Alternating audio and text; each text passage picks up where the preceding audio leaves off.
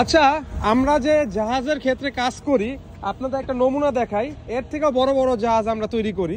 একটু এদিকে আসো, কত সুন্দর না? অনেক ব্যয়বহুল, কিন্তু এখানে কিন্তু সবাই উঠতে পারে না। তবে আমরা চাইলে উঠতে পারি যারা বাইরের দেশে থাকে, কিন্তু আমরা তো টাকার কথা চিন্তা করি, টাকার জন্যই তো বিদেশে পড়ে আছি। দেখেন কত সুন্দর।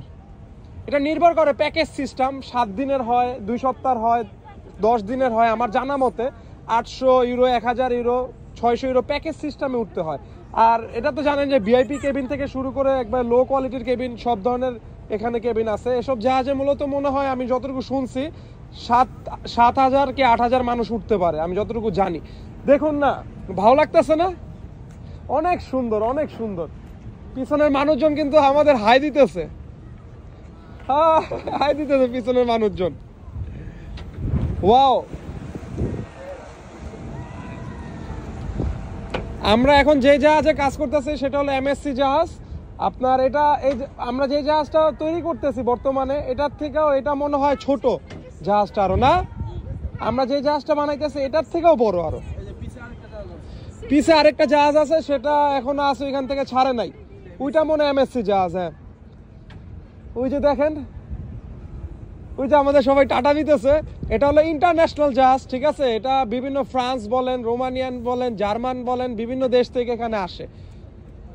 ওয়াও, দেখেই শান্তি।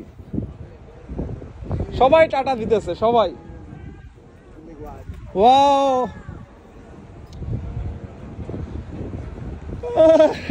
আমিও টাটা দিতেছি, সবাই টাটা দিতেছে, আমিও টাটা দিতেছি।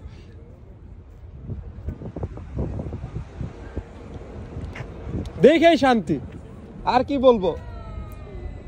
কমেন্ট করবেন অবশ্যই আপনাদের কেমন লাগছে।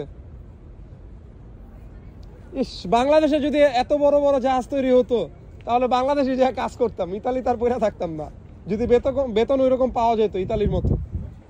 তো ভালো থাকবেন, সুস্থ থাকবেন, টাটা, আল্লাহ হাফেজ। আমাকে অনেক কালো লাগতেছে না ক্যামেরায়?